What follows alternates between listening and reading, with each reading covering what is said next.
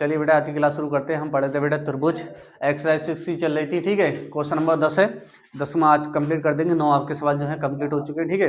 10वां सवाल क्या कह रहा है इसको पहले पढ़ेंगे और पहले सवाल को पढ़ा करो अच्छी तरीके से, फिर उसके बाद उसको करा करो, ठीक है। तो 10वां सवाल आपका क्या कह रहा है, देखो एडी और पीएम त्रिभुज एबीसी और पीक्यूआर की क्रमशः माध्यिकाएं हैं।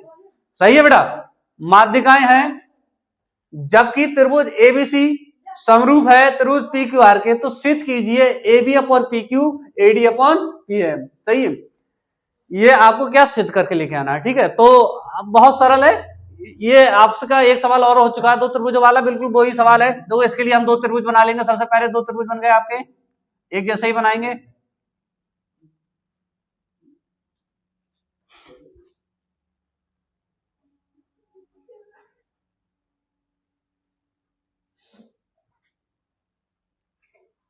सही, ये त्रिभुज हो गया बेटा आपका ए बी सी, ये आपका क्या पी क्यू आर। कैसे भी आप दो त्रिभुज बना सकते हो, इसमें जरूर नहीं है जैसे मैंने बनाया ऐसे बना लो।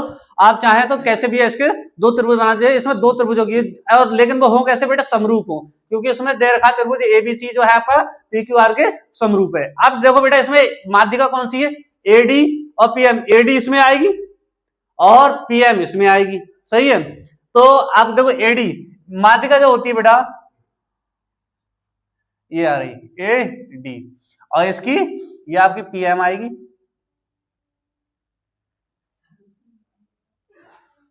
ये आ गई एम। सही है, अब इसमें देखो माध्यिका जो होती है वो सम्मुख भुजा को क्या दो बराबर भागों में बांटती है। ये बात याद रख लेना, दो बराबर भागों में बांटती है, मतलब जितना ये होगा उतना ये होगा, जितना ये होगा उतना ये होगा, ठीक है।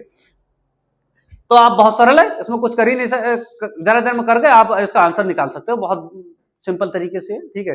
अब उसमें जो कह रहा है ये समरूप है, चाहे आप इसको रेशियो वाले से कर लो एकदम, चाहे आप पहले इसको इस वाले इन दो त्रिभुजों को समरूप दिखा दो तो भी हो जाएगा। आप जैसे करोगे वैसे हो जाएगा, इसमें कोई दिक्कत नहीं, ठीक है। तो हम इसको पहले अनुपात वाले से ही करेंगे। सही है, तो इसमें हमें क्या दे रखा, देखो कोण बी बराबर कोण क्यू होगा, ये बात सही है। कोण बी बराबर क्या होगा, कोण क्यू होगा, दोनों में ये दोनों बराबर है। आप देखो क्या होगा आपका ए बी अपॉन क्या होगा पी क्यू। सही है, A B upon P Q, और इधर आपका इसका रेशियो और इसका। सही है, तो आपका क्या हो B C upon Q R, ये हो गया। हाँ क्यू आर ये वाला, ठीक है, ये हो गया।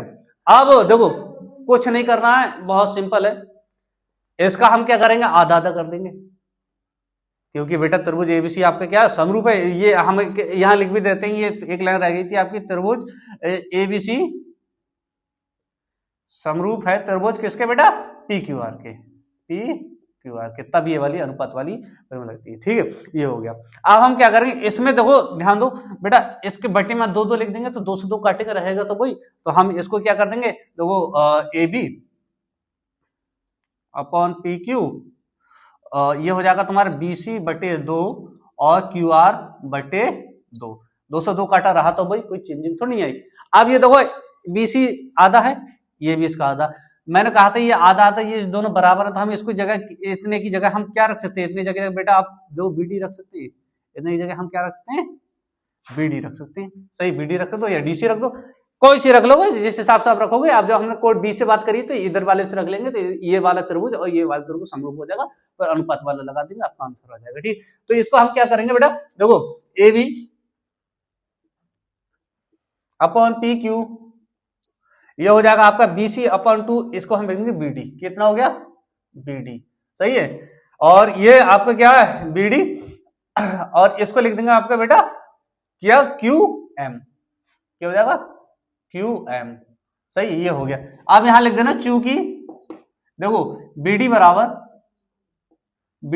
है डीसी, क्यों माध्यिका है ना, माध्यिका दो बराबर भागों में काटती, बीडी बराबर डीसी है, और क्यू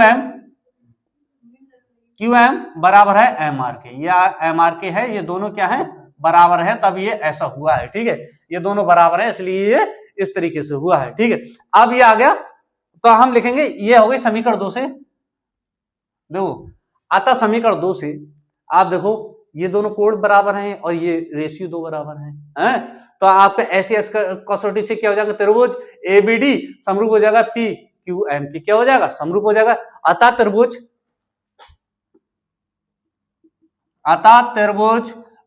ए बी डी समरूप है त्रिभुज पी क्यू एम के। इसके क्या है, समरूप है। कौन सी कसौटी से बेटा, समरूपता की एस कसौटी से, सही है, सही है, एस कसौटी से कसौटी पूछी जाएगी बेटा। देखो दो अनुपात है तो एक अनुपात है, ये सही है, और फिर एंगल है एक एंगल है, तो ये क्या एंगल हो गया, सही है। तो एस कसौटी से आपका क्या है बेटा, ये समरूप है, ये हो गया। अब ये जब समरूप है तो बेटा इनका भी अनुपात निकाल लो, हो जाएगा। आप तो कुछ रायत होना कि आप तो डायरेक्ट आंसर लिखो, जो आंसर दे रखा है ये सिद्ध करके लाना, ये लिख दो, समझ लो आपका आंसर आ गया, ठीक है, ये लिख दो आप डायरेक्ट। लेकिन बता देते हैं कैसे, देखो A B upon P Q हो जाएगा, तो वही है ए बी सपानु भाई अनुपात वाला फिर से लगा देंगे, A B upon P Q हो गया, और क्या हो जाएगा एडी, कोई सी भी दो वजह ले सकते हैं हम, तो ये वाली लेंगे, ये वाली है तो हम ले जाएंगे, इसको फायदा नहीं, ये वाली लेंगे। जब उसमें ये दे रखा तो AD upon P M, AD upon P M, ये हो गया, ठीक। यही आपको क्या उन्होंने प्रूफ करने के लिए दिया है, सही है, ये प्रूफ करने के लिए दिया, ये प्रूफ करके लेके हमें आना था, ये हो गया आपका सिद्ध, ठीक है। किसी प्रकार की कोई दिक्कत हुई सोएब, बताओ, दिक्कत हुई नहीं हुई ना, फैजान कोई दिक्कत है, कोई दिक्कत, अयान कोई दिक्कत हुई नहीं हुई ना, किसी बच्चे को कोई दिक्कत नहीं होनी चाहिए। लास्ट में आपका आंसर यही लेके आना होता है, मैंने बता दिया, सिद्ध करने वाला सवाल जो होता है आपका 2 नंबर से ऊपर ही आएगा, छोटा होगा तो 2 नंबर मान लो, थोड़ा सा बड़ा होगा तो 4 नंबर का मान के चलो। जब 2 त्रिभुज है, ये 4 नंबर का ही मान के चल रहा, क्योंकि इसमें 2 त्रिभुज बनानी पड़ेगी, ठीक है, 4 नंबर का मान के चलो, 4 नंबर में देगा, ठीक है। तो ये आपका सवाल जो है बेटा कंप्लीट हो गया, सही है।